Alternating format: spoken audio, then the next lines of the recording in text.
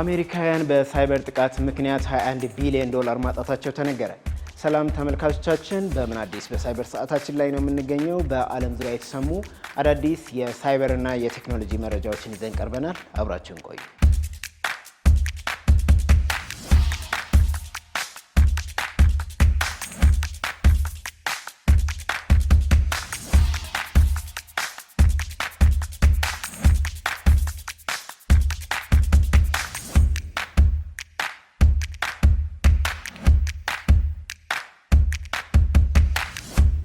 አሜሪካ ባሳለፍነው የፈረንጆቹ ዓመት ብቻ ሪከርድ ሆኖ የተመዘገበ 21 ቢሊዮን ዶላር ማጣቷን የፌዴራል ምርመራ ቢሮ ኤፍቢአይ አሳውቋል። በአሜሪካ የሳይበር ወንጀል ሰለባ የሆኑ ግለሰቦችና ተቋማት ያጡት የገንዘብ መጠን ካለፈው ዓመት ጋር ሲነጻጸር የ26 በመቶ ጭማሪ ማሳየቱ ተነግሯል። አሜሪካ ይህንን ገንዘብ ያጣችው በኢንቨስትመንት ማጭበርበር፣ በንግድ የኢሜይል ስርቆትና በቴክኒክ ድጋፍ አጭበርባሪዎች ምክንያት መሆኑ ታውቋል። በባለፈው 2025 የፈረንጆቹ ዓመት ብቻ ከ1 ሚሊዮን በላይ የሳይበር ጥቃት ቅሬታዎች የቀረቡ ሲሆን ይህም ከዚያ ቀደም ብሎ ከቀረቡ የ859 ሺህ ቅሬታዎች ጋር ሲነጻጸር ከፍተኛ ጭማሪ የታየበት ዓመት ሆኖ ተመዝግቧል። እንደ ኤፍቢአይ ሪፖርት ከሆነ ካጋጠሙት ጥቃቶች መካከል የፊሽንግ፣ የማስፈራራትና የኢንቨስትመንት ማጭበርበሮች በብዛት የተፈጸሙ መሆናቸው ተነግሯል። በተለይም በክሪፕቶ ከረንሲ በኩል የተፈጸሙ ጥቃቶች ከ11 ቢሊዮን ዶላር በላይ ኪሳራ በማስከተል ቀዳሚውን ስፍራ ይዘዋል።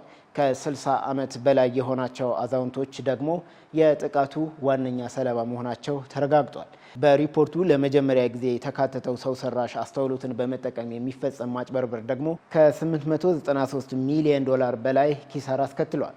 ኤፍቢአይ በሪፖርቱ የጤና ተቋማት፣ የፋይናንስ አገልግሎቶችና የመንግስት መስሪያ ቤቶች ባለፈው ዓመት የሳይበር ጥቃት ዋነኛ ኢላማ የነበሩ ቁልፍ መሰረተ ልማት መሆናቸውን አመላክቷል። ተጠቃሚዎች በድንገት የሚደርሳቸውን አስቸኳይ የገንዘብ ጥያቄዎች እንዳይቀበሉ ማንኛውንም የክፍያ ጥያቄ ከመፈጸማቸው በፊትም ትክክለኛነቱን እንዲያረጋግጡና የሳይበር ጥቃት ጥርጣሬ ሲኖራቸውም ወዲያውኑ ለሚመለከተው አካል ሪፖርት እንዲያደርጉ ተቋሙ አበክሮ መክሯል። ዘገባው የብሊፒንግ ኮምፒውተርስ ነው።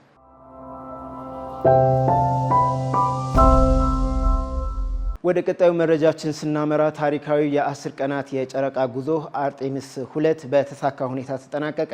አራቱን ጠፈርተኞች የያዘው የኦሪዮን መንኮራኩር አርብ ሌሊት በፓሲፊክ ውቅያኖስ ውስጥ አርፏል።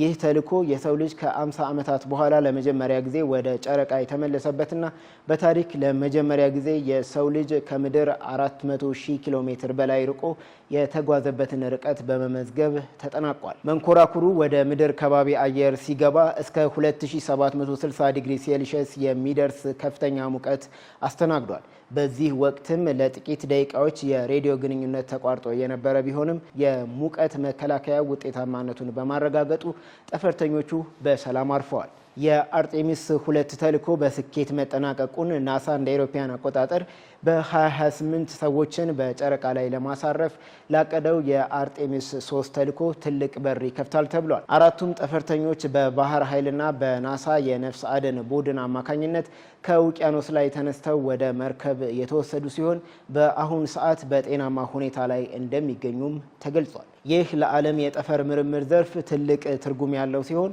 የሰው ልጅ ወደ ጨረቃና ከዚያም ወደ ማርስ ለሚያደርገው ጉዞ መሰረት የጣለ ሆኗል ሲል የዘገበው ቴክክራንች ነው።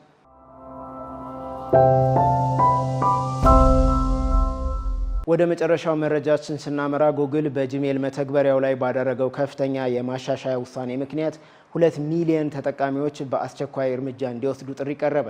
ጉግል ኩባንያ ጄሚናይ የተሰኘውን ሰው ሰራሽ አስተውሎት ከጂሜል እና ከሌሎች መድረኮች ጋር በጥብቅ እያቆራኘ መሆኑን ተከትሎ ተጠቃሚዎች ከፕራይቬሲና ከደህንነት አኳያ ከባድ ውሳኔዎችን እንዲወስኑ ማስጠንቀቂያ ተሰጥቷል። ይህ አዲስ አሰራር ጄሚናይ የተሰኘው ሰው ሰራሽ አስተውሎት በጂሜል ውስጥ የሚገኙ መልእክቶችን እንዲያነብ፣ ምላሽ እንዲሰጥ፣ ማጠቃለያን እንዲያዘጋጅና በኢሜይሎች ውስጥ ፈጣን ፍለጋ እንዲያደርግ የሚያስችለው ነው ተብሏል።